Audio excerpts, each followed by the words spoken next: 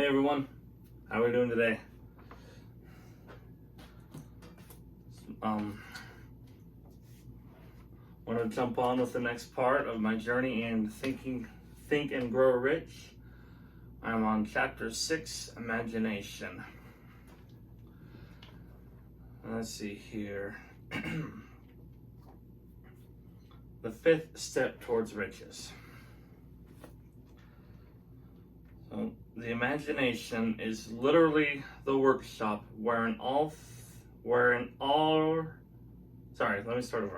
Imagination is literally the workshop wherein are fashioned all plans created by man. So again, the imagination is literally the workshop wherein are fashioned all plans created by man. So it's like the holy grail of workshops. It has been said that man can create anything which he can imagine.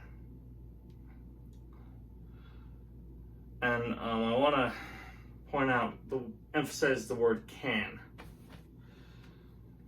So, a man can create anything which he can imagine, which to me says the possibility is there. Doesn't mean it's always going to happen if you don't believe it. If you don't do the proper steps, if you don't believe it, apply the knowledge. But the possibility is there. And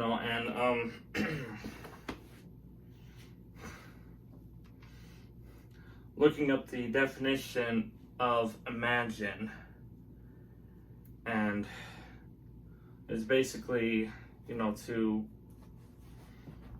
create an image in your mind. Go ahead and look it up for yourself. But going off of that, what image do you have in your mind? Okay. Do you have the image of debt?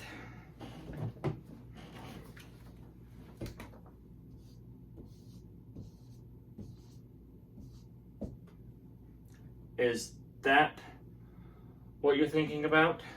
Debt? Or are you thinking about prosperity?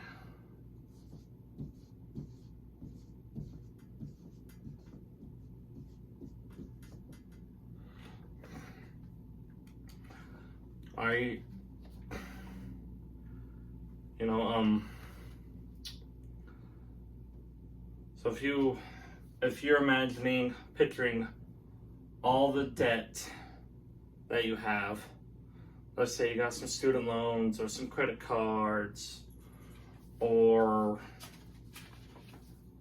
your car broke down, so you had to take out a loan on that, and I'm not saying those are necessarily bad things, but if that's what you're focused on, that's what your mind is going to look for. That's what the universe is going to bring you more of, those kind of thoughts. But if you're looking for or thinking of prosperity, and having those thoughts, the universe is going to bring that to you. I talked about that more in one of my other videos, and I'll post a link to it up here somewhere. But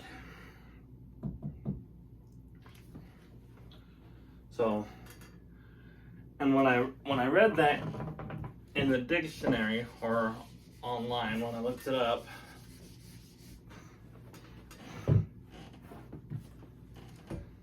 it made me think of Disney. And he was actually, I could be a little off, but if memory serves me right, he was not accepted into an art school because he didn't have creativity or imagination. Now, if he would have focused on that, say, I guess I'm not good enough, I'll go find something else to do, then we'd have no idea about Mickey Mouse.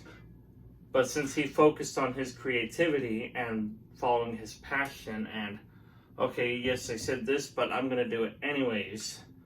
You know, I'm going to learn from it. I'm going to grow from it. I'm not going to let what they thought stop me.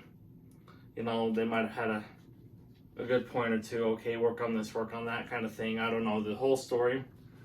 But if he focused on just outright, you're not good enough, or you don't have, or you can't, or you won't, if he focused on that, Disney would not be Disney that we know today.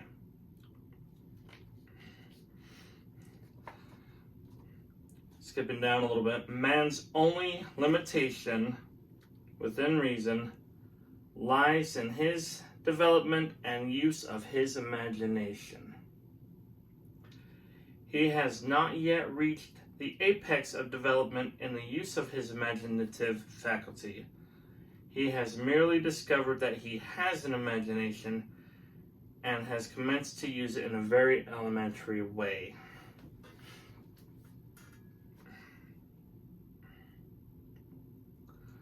So your only limitation within reason is your development and use of imagination.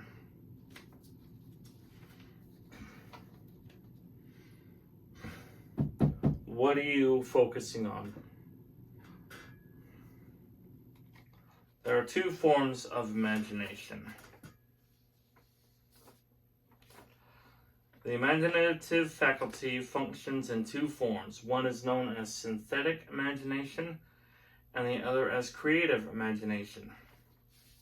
Synthetic imagination. Through this faculty, one may arrange old concepts, ideas, or plans into new combinations. This faculty creates nothing. It merely works with the material of experience, education, and observation with which it is fed. It is the faculty used most by the inventor, with the exception of those who draws upon the creative imagination when he cannot solve his problem through synthetic imagination. Creative imagination. Through the faculty of creative imagination, the finite mind of man has direct communication with infinite intelligence. It is the faculty through which hunches and inspirations are received. It is by this faculty that all basic or new ideas are handed over to man.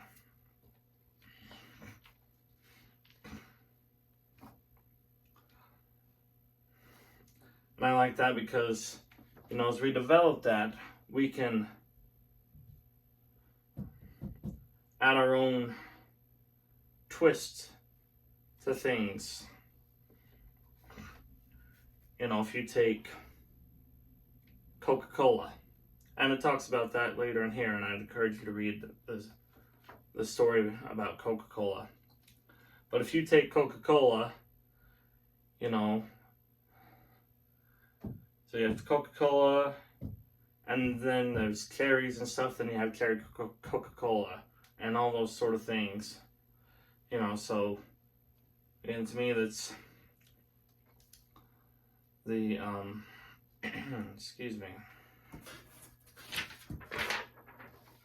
synthetic imagination, where it uses what's already there, whereas if you read the story about Coca-Cola, the person who started it, the founder of it, used his imagination to create it essentially from scratch.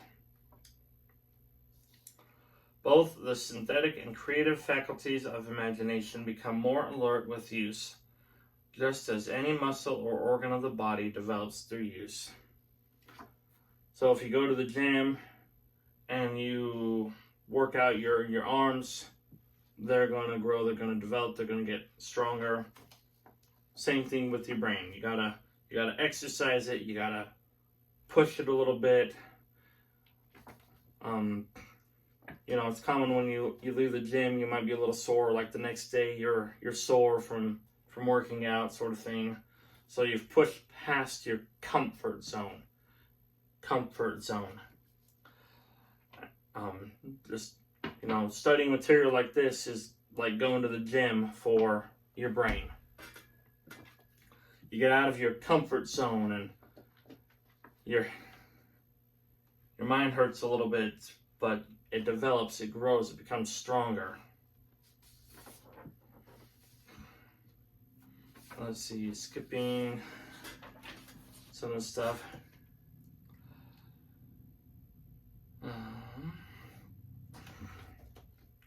You can build a fortune through the aid of laws which are immutable, but first you must become familiar with these laws and learn to use them.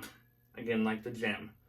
You know, if you see an elliptical, but you have no idea what it is, you don't know how to use it, then it's not going to do you any good.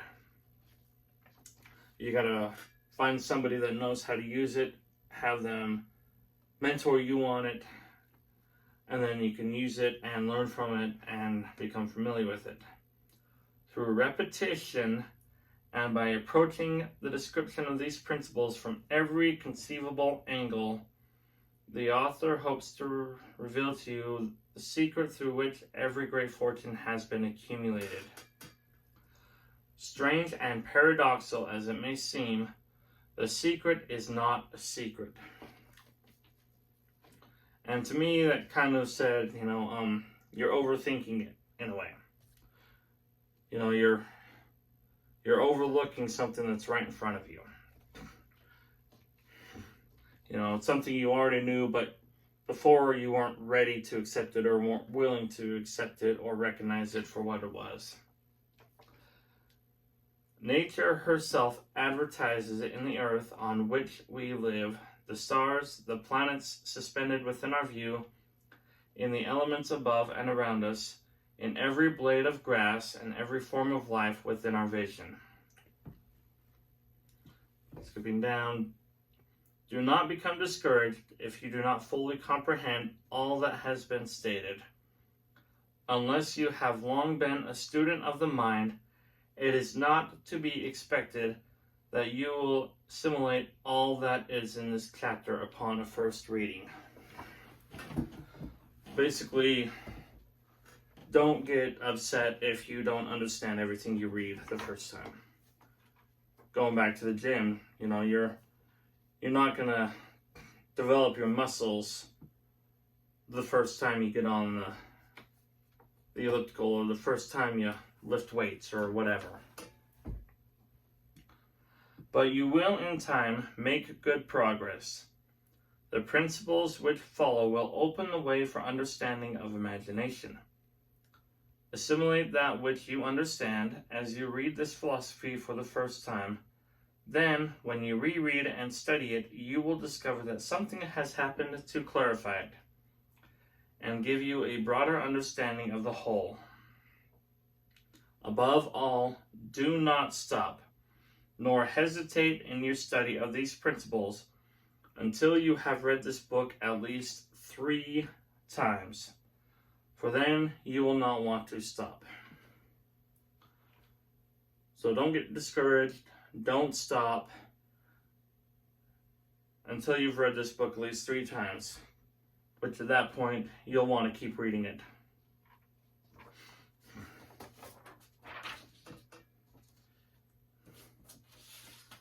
Let's see, and then it talks about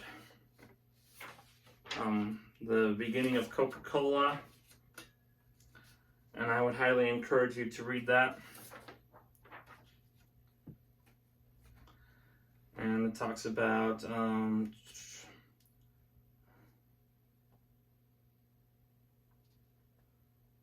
let's see here. Dr. Frank W. Gonzalez and his story about he was able to start a school to help correct some of the curriculum or implement some of the defects in the educational system that he saw. Great story about that. I'm not going to read that on this video. But at the end of that, it says, If you are one of those who believe that hard work and honesty alone will bring riches, perish the thought. It is not true. Now, it's not to say that you don't need to work hard or you don't need to be honest. It says those two things are not going to get you riches. There are always exceptions, but there's a little bit more to that. There's more ingredient to that. Riches, when they come in huge quantities, are never the result of hard work. Riches come, if they come at all, in response to definite demands based upon the application of definite principles, and not by chance or luck. Generally speaking, an idea is an impulse of thought that impels action by an appeal to the imagination. All master salesmen know that ideas can be sold where merchandise cannot. Ordinary salesmen do not know this. That is why they are called ordinary. So yeah, you need to put in the effort. You need to have the honesty and integrity. Then you also need to have the definite demands and application of these principles as you learn in this book.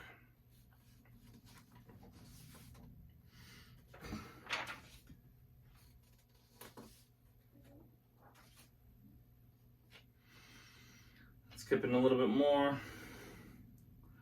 The story of practically every great fortune starts with the day a creator of ideas and a seller of ideas got together and worked in harmony.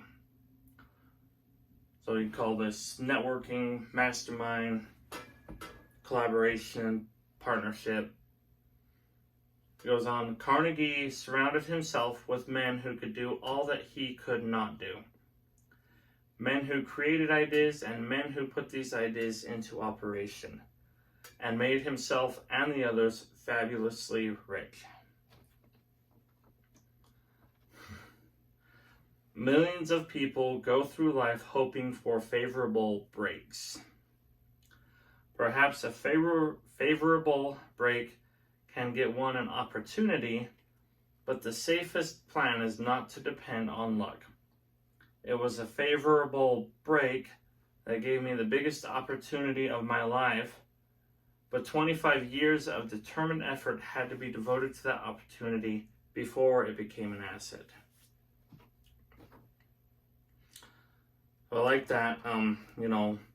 It's talking about Napoleon Hill meeting with Carnegie. And he got the break, he got the idea, the mission, the challenge, or whatever you want to call it, from Carnegie about doing this whole thing. But then Napoleon Hill had to put in that 25 years of effort, specific determined effort, before it became an asset.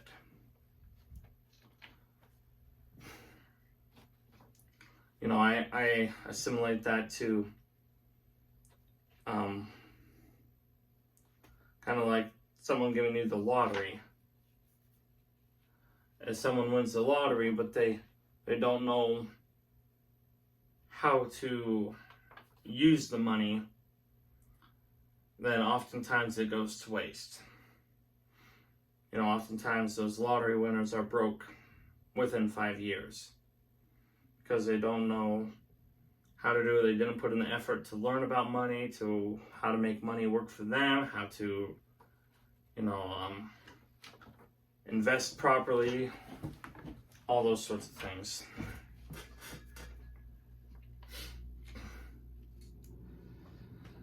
The break consisted of my good fortune in meeting and gaining the cooperation of Andrew Carnegie. On that occasion, Carnegie planted in my mind the idea of organizing the principles of achievement into a philosophy of success. Thousands of people have profited by the discoveries made in the 25 years of research, and several fortunes have been accumulated through the application of the philosophy. So again, through the application, so that the fortunes weren't just necessarily handed to them. They had to apply the philosophy. They had to apply these principles. The beginning was simple. It was an idea which anyone might have developed. And I'm kind of off the cuff here, going back to Disney. Let's say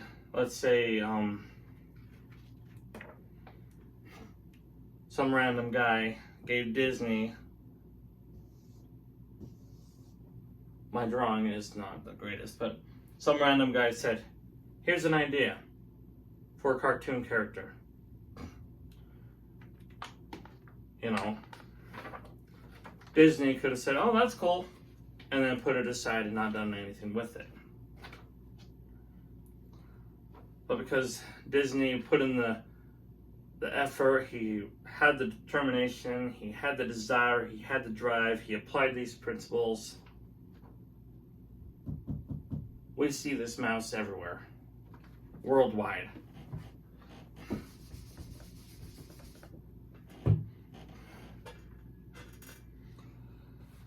The favorable break came through Carnegie, but what about the determination, definiteness of purpose, and the desire to attain the goal, and the persistent effort of 25 years? It was no ordinary desire that survived disappointment, discouragement, temporary defeat, criticism, and the constant reminding of waste of time. It was a burning desire and obsession. An obsession. So again, if Disney took his mouse, he's like, oh, I'll work on it here and there. You know, maybe we'd know about it by now, but it wouldn't be what it is today. You know, and if he didn't have that desire, that burning desire, that obsession, then he wouldn't have been able to withstand everybody saying, it'll never pan out, that's such a stupid idea, you should quit and get a real job, you don't have any talent, motion pictures will never take off, all those things. Disneyland will never be a success. It'll fail in 5 years. No one's gonna know who you are. If Walt didn't have that burning desire, then Disney would not be what it is today. When the idea was first planted in my mind by Mr. Carnegie, it was coaxed, nursed, and enticed to remain alive. Gradually, the idea became a giant under its own power. Now we know how powerful this icon is. Prime example.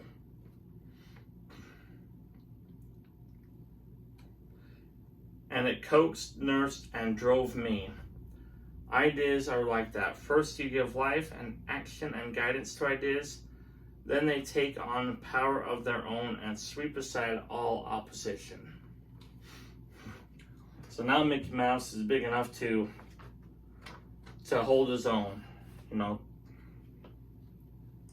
Ideas are intangible forces, but they have more power than the physical brains that gave birth to them.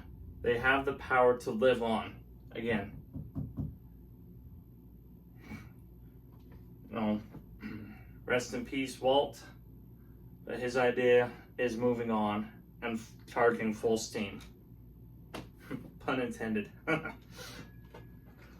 After the brain that creates them has returned to dust. For example, take the power of Christianity that began with a simple idea born in the brain of Christ. Its chief tenet was, do unto others as you would have done unto you. Christ has gone back to the source from whence he came, but his idea goes marching on.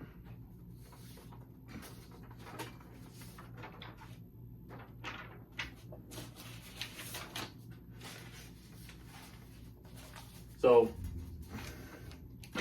using your imagination is very, very powerful. And again, if you're imagining all the debt that you owe, your house payment, your car payment, student loans, credit card debts, you owe your mom, you owe your buddy, whatever.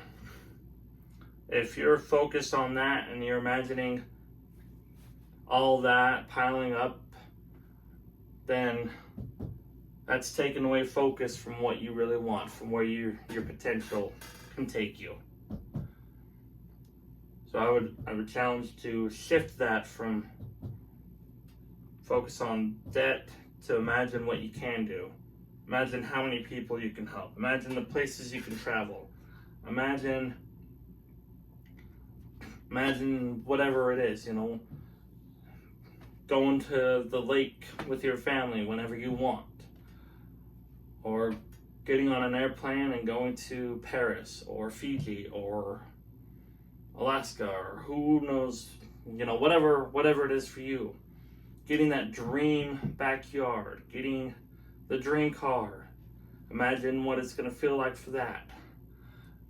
Imagine getting in that new car, driving it, going up to the mountains, or going to your buddy's house, whatever. Imagination is a powerful tool. I hope these are helpful. I know they've helped me. I'd appreciate it if you liked and subscribed, and I will see you on the next one.